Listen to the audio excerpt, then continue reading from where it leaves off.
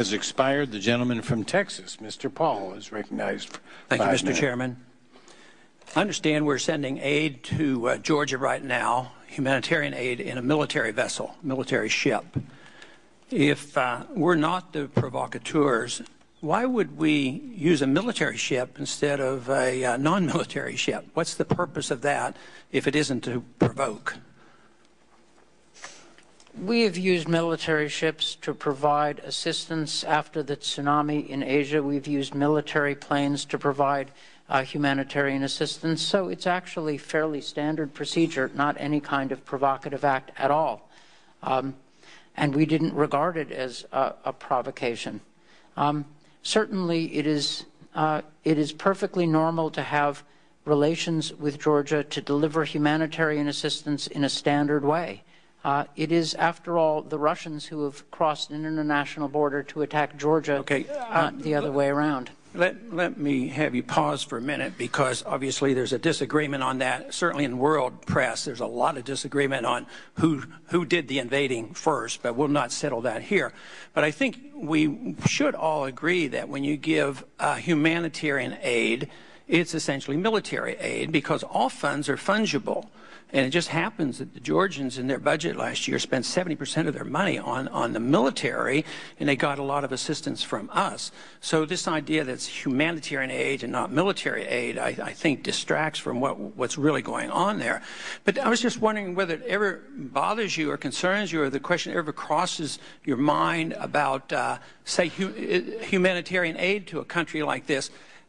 What about the people in this country? We have a lot of poor people not getting medical care and not getting food. And $1 billion, huh, what the heck? We'll send them another $1 billion.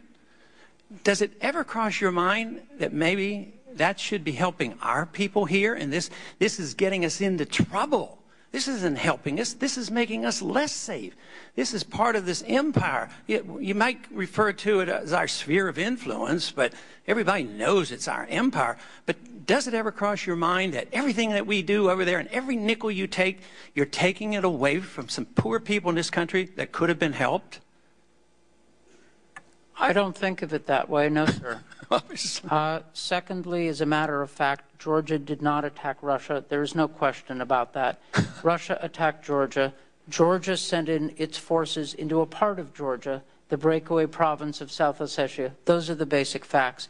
I don't know about Georgia spending 70% of its budget on the military. That doesn't sound quite right to me. And with respect to assistance priorities at home and abroad, sir, the same could be said for any form of foreign assistance anywhere. The question is it in the American interest to support a small country, a struggling democracy that wants to be our friend, that has helped us out in Iraq, that has been attacked by a much larger country? The strategic stakes here are fairly high. The administration believes it is in our interest to support Georgia, to help it get on its feet, to prevent Russia from drawing a new line in Europe and claiming a sphere of influence. And in the long run, we want to consider our relations with Russia, not in a harsh or knee-jerk way, but carefully and thoughtfully. If I may, I'm sorry, but I only have a minute, and I understand your point, but let me tell you, there are a lot of people in America that do not see this in our interest. They see it in the interest of some very powerful special interest groups that have an oil pipeline going through there.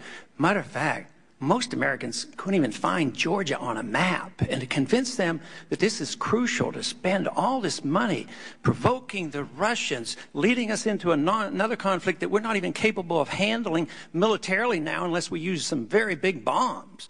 But our troops are spread around the world. And this has been exactly the plan of some of our enemies, to do exactly this and bring us to our knees. And all we do is proceed to continue to spend and spread our troops around, diminishing our ability to take care of our people here at home. And I yield back the balance of my time. Time is yielded back. The gentleman from Massachusetts.